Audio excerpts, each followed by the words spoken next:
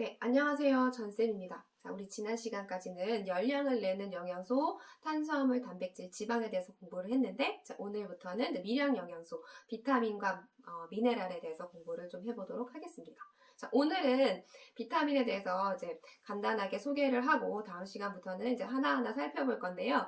자, 비타민이라고 하면요. 이제 이게 외래어기 때문에 스펠링 이렇게 씁니다. 그죠? 근데 이제 비타민이라는 이름을 천천히 뜯어보면 이 비타라는 말은요, 그 그리스어로 라틴어로 생명이라는 뜻을 가지고 있어요. 그래서 생명하고 관련된 어떤 물질이라고 우리가 이렇게 생각을 해주면 좋을 것 같아요. 자, 비타민은 19세기까지는 비타민이라는 존재를 몰랐어요. 단지 이제 탄수화물, 단백질, 지방 같은 물질들은 이제 우리 생명에 꼭 필요한 물질이라고 알고 있었거든요. 그런데 어떤 질병이 있을 때, 예를 들어서 밤에 눈이 잘 안 보이는 거예요. 그랬더니 어떤 음식을 먹었더니 괜찮아지더라. 뭐 아니면 입에서 자꾸 피가 났는데 또 이런 과일을 먹었더니 괜찮아지더라. 자, 이런 식으로 경험적인 건 있었지만 걔가 뭐 때문인지는 알 수가 없었거든요. 근데 20세기가 들어오면서 그런 음식물에 이런 성분들이, 비타민이라는 성분들이 있어서 걔네들을 추출해서 그게 이제 비타민이라는 이름을 갖게 되기 시작을 합니다. 그래서 비타민이란 건 어떤 뜻을 가지고 있냐면요. 자, 교과서에 정상 발육과 생리작용을 유지할 때 필요한 유기화합물 이렇게 정의가 되어 있어요. 그래서 이 비타민이라는 물질은요, 우리 몸에서 적은 양이 필요하죠. 우리가 밥을 먹는 양만큼은 필요 없지만, 그러니까 적은 양이 필요하지만 얘는 체내에서 생성이 되지 않거나 합성이 되더라도 우리가 필요한 양보다는 소량으로 합성이 되기 때문에 음식물로 꼭 섭취를 해줘야 하는 영양소가 되겠습니다. 자, 비타민은 우리가 비타민 A도 있고, B도 있고, C, D, E, K 이렇게까지 있잖아요. 그러니까 비타민은 이제 우리 몸에 필요한, 그러니까 중요한 정도 그리고 또 발견된 순서에 따라서 A, B, C, D 이렇게 이름을 가지게 되었는데, 자, 이 다음에는 원래 알파벳으로는 뭐가 있어야 돼요? A, B, C, D, E. 노래를 좀 불러볼까요? F도 있어야 되고, G도 있어야 되고, H, I, J, K 뭐 이런 게 있어야 될 거 아니에요? 그죠? 근데 원래 비타민에 순서대로 이름을 붙였기 때문에 이런 것들이 있었어요. K가 있기 전에. 그죠? 근데 비타민 F는요, 이제 필수 지방산으로 분류가 돼서, 그죠? 지방으로 묶였고요. 그리고 G하고 I는 얘를 분석해 봤더니 리보플라빈이라는 물질로 비타민 B2가 되었죠. 그죠? 근데 비타민 H가 있었는데 얘는 이제 비오틴이라 그래서 비타민 B7이 되었어요. 그죠? 그러니까 우리가 비타민이라고 얘기를 할 때 A나 C나 D나 E는 그냥 비타민 A, C, D, E 이렇게 얘기하는데 비타민 B만 군자를 붙이잖아요. 자, B군. 그러니까 B는 한 개가 아니라 여러 가지가 있다고 보시면 됩니다. 자, 그래서 이렇게 비타민의 이름이 붙여졌는데, 비타민은 크게 지용성 비타민과 수용성 비타민으로 나눠져요. 그죠? 수용성이라는 거는 물에 잘 녹는 비타민이란 뜻이고요. 지용성은 기름에 잘 녹는 비타민이에요. 그래서 비타민도 어디에서 흡수가 되냐면 우리가 음식을 먹었을 때 입과 식도, 위를 지나서 소장에서 흡수가 되겠죠. 소장에서 흡수가 될 때 수용성은 물에 잘 녹기 때문에 모세혈관으로 흡수가 되고, 지용성은 이제 물에 녹는 게 아니라 기름에 녹아서 이제 암주간이라는 림프관을 통해서 흡수가 되게 됩니다. 자, 비타민 B와 C는요, 수용성 비타민이고, 그 다음에 비타민 A, D, E는 지용성 비타민이라고 할 수 있겠어요. K까지요. 그죠? 그래서, 우리가 이제 보통 이렇게 기억을 해주시면 돼요. 수용성 비타민은 먹었어요. 그러면 과다한 양이 들어오면 어디로? 소변으로. 그죠? 소변으로 배출이 돼서 얘는 과다증이 거의 없다고 보시면 됩니다. 근데 지용성 비타민들은 기름에 녹아 있기 때문에 소변으로 배출되기가 쉽지 않아요. 그래서 얘는 과다증이 있죠. 근데 과다증이 있는데 비타민 D 같은 경우에는요,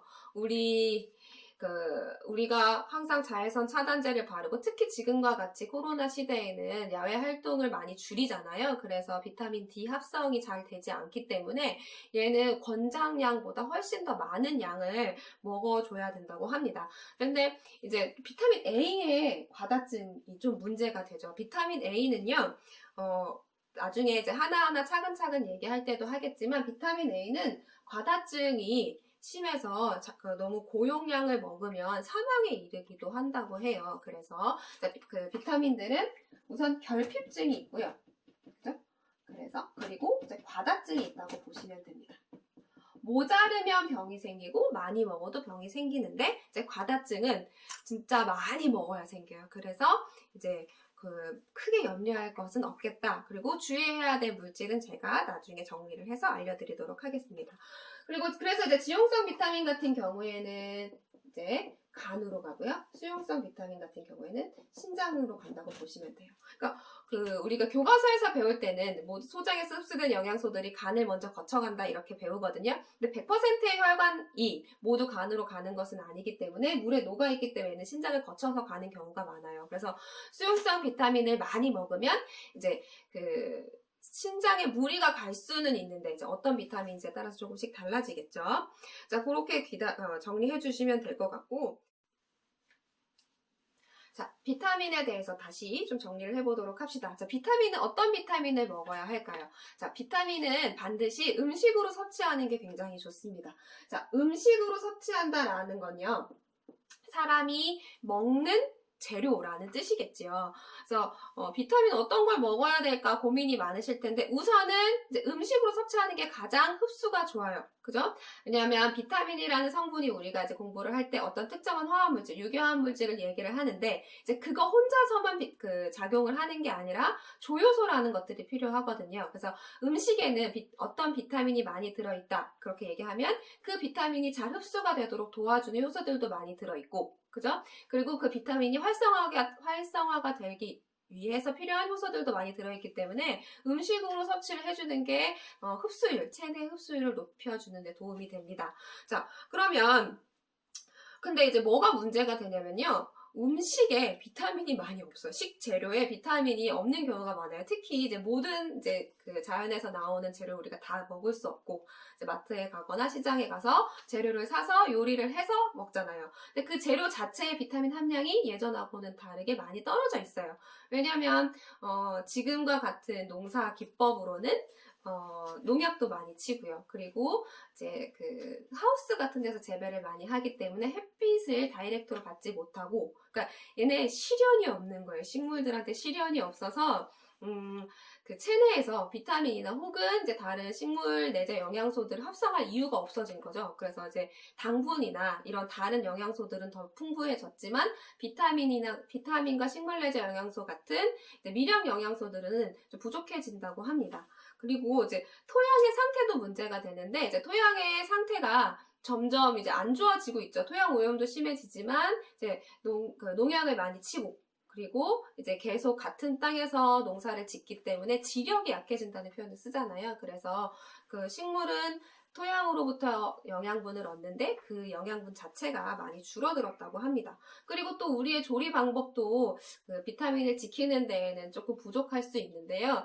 그러니까 조리를 생으로 먹기보다는 데쳐 먹거나 쪄 먹거나 튀겨 먹거나 이런 걸 많이 하잖아요. 그때 이제 비타민 손실이 많고, 그 다음에 또 우리가 이제 신선식품을 먹기보다는 레토르트 식품을 먹는다거나 한번 반조리된 식품을 먹는다거나 할 때는 그때는 식이섬유도 부족하고 비타민이나 이런 미량 영양소도 많이 부족한 상태이기 때문에 음식으로 섭취하는 데는 좀 한계가 있고 골고루 먹을 수가 없어요. 매 끼니마다. 그래서 선택하는 게 뭐냐면 비타민 보충제겠죠. 그죠? 특히 여성분도 그렇고 요새 남성분도 그렇지만 식이 조절을 하시는 분들이 많아요. 그러니까 흔히 말하는 다이어트. 그러니까 그럴 때는 음식의 양을 줄이기 때문에 이제 들어있는 비타민, 우리가 음식으로 섭취할 수 있는 비타민의 양도 같이 줄어들 수밖에 없어요. 하지만 비타민이 부족하면 체내에 대사 활동이 떨어지기 때문에 살도 더 잘 안 빠지게 되거든요. 그래서 그럴 때는 식이 조절하시는 분들은 반드시 비타민 보충제로 비타민을